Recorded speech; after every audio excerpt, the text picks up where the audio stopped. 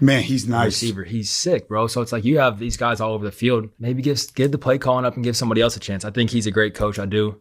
I think he leads his men, and I think he gets guys that want to play for him. So I have nothing against him. But yeah, man, I mean, at some point, it's not working. Yeah, give it right. up, you know? I cannot imagine being the leader of a program and one of the best athletic programs.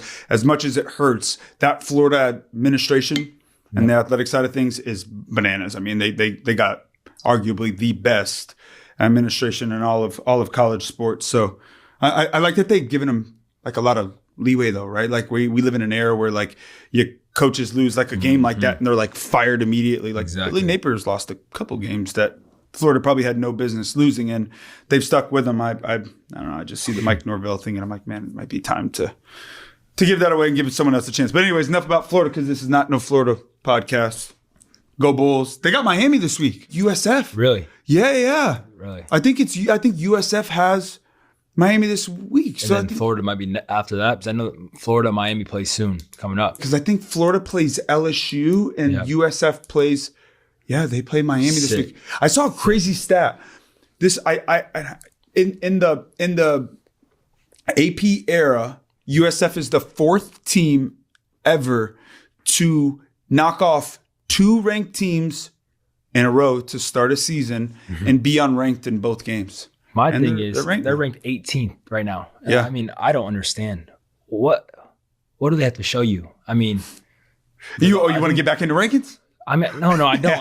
My thing is like they beat two ranked teams. I think they're the only team in the top 25 that's beaten two ranked teams. For sure. What are they doing at 18? I don't understand. I mean, Clemson lost. They're ranked above them. I mean, they don't look too good. I'm gonna tee you up. Sorry, I'll let Dabo's gonna get him. Dabo's gonna get him going. That's gonna be a good game against Florida State because I don't care what you say.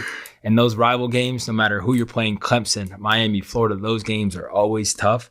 And that D-line is fire. I don't care what anyone says. And they might not have it going right now, but Clemson's one of those teams. I think 2023 they weren't great at the beginning of the year, and they picked it up. And that's always even last year they were good, right?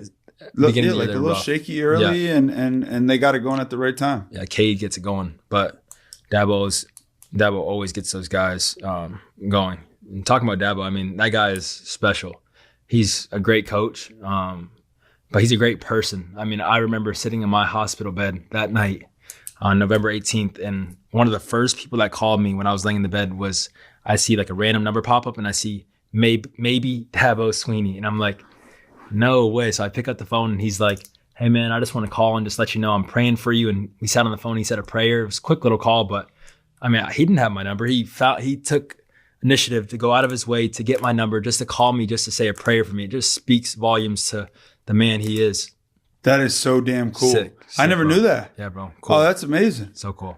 I mean, go Clemson. That's what's up, man. That's why I whenever Dabo's that's why you won't let me say like never put any bad words on. Okay, uh-huh. My bad. I respect it, bro. My bad. You're right. They'll get it going. He's a great coach. Mm-hmm. This is a conversation that like I've been dying just to ask you because you've lived like the highs and the lows. You had very little expectation when you got to Florida State. Yeah. And even once you became the starter, right? Like it was still a lot of uncertainty, like who the hell is Jordan Travis? And we got no idea what's going to happen this year. And then you became the guy, right? Mm-hmm. With a ton of pressure on a highly ranked team from the beginning of the year. And you got big games back-to-back years against LSU. I can't help but think about Archie Manning. Like, I don't know if I've seen pressure like, and as much hype on a kid who really like hasn't played much really throughout his career, and he's being tabbed as the number one overall pick, and Texas is the best team in the land, and throw that first game out the window in my opinion, right? Texas versus Ohio State, probably the two best teams in the country, if not they're two of the best 3-4 teams in the country.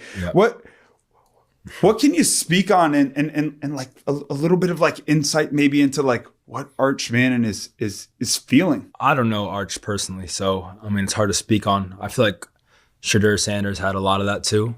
But I feel like one thing that kept Shedeur, which I don't know Arch, Shedeur is very big into his faith. And at the end of the day, there's only one man that could judge you. I mean, who cares about what anyone else has to say? So I'm not I know that's one thing that Shadur probably did. I know he always talks about God, and I know how special God is to him and to all of us. But Arch, I feel like it's tough, bro. It's so tough from high school all the way. I mean, probably 8th grade, they were talking about him all the way till now. The kid's hurt. I mean, you could see his shoulder is messed up. Like, no one throws a ball like that and reacts instantly if his shoulder's not messed up. So he's obviously going through something. So me and you had that conversation with Dad, me, you, and Dad. And I defended him because I'm always my quarterbacks.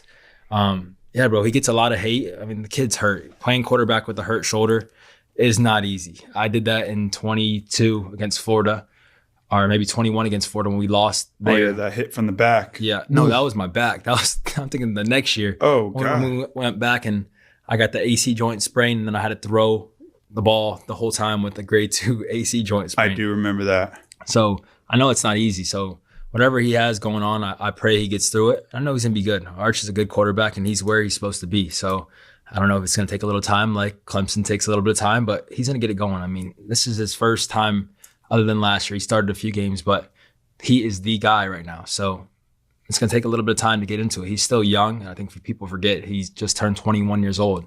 He's young, and that's young for a quarterback in college football today because, felt like I was 30 years old playing quarterback at Florida State. But, yeah, just give him some time, bro. He's going to be all right. Okay. Yeah. You make me feel better because I root for Texas a bit with my wife's family, and they all work for Kendra, and Kendra's a huge Texas fan. So, okay, I'm gonna give him some positive encouragement on Arch Manning, man. It's crazy to me, Jay. Like NFL obviously is back.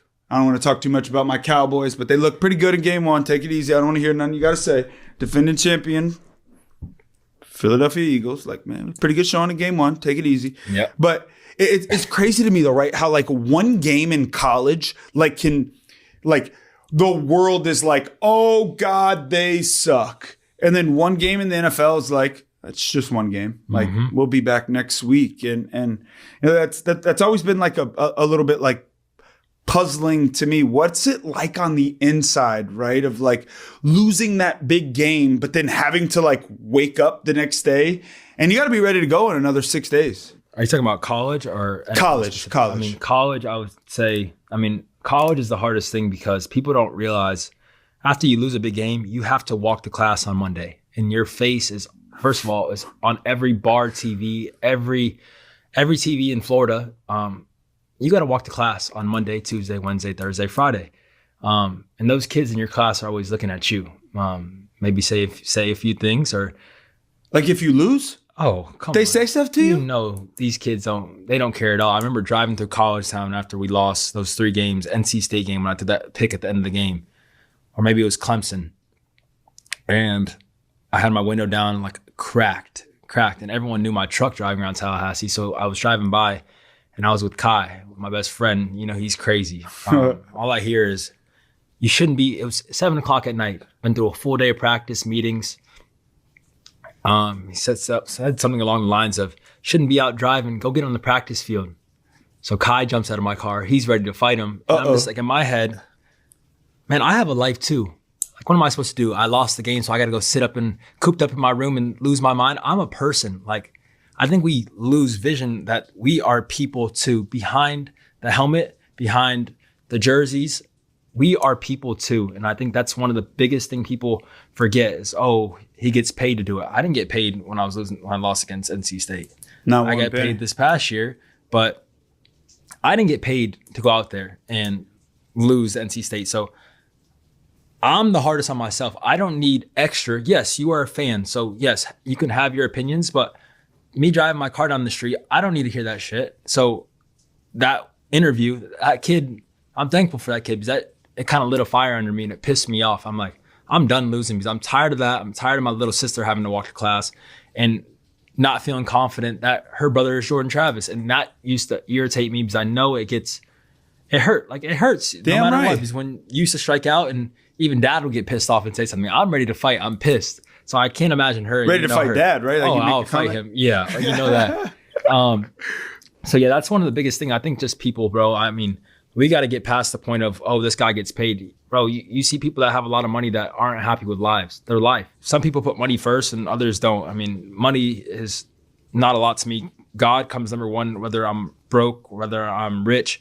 I care about one thing. When I wake up every day, I'm thankful for the day I have and the family I have and the Lord and Savior I have. So, yeah, bro, I mean, we're people. So give those guys a break. Yes, money does not buy happiness. And I think we see it a lot in today's world. So, I mean, give those guys a break. I mean, these are still 18, 19-year-old, 20-year-old kids that are out there.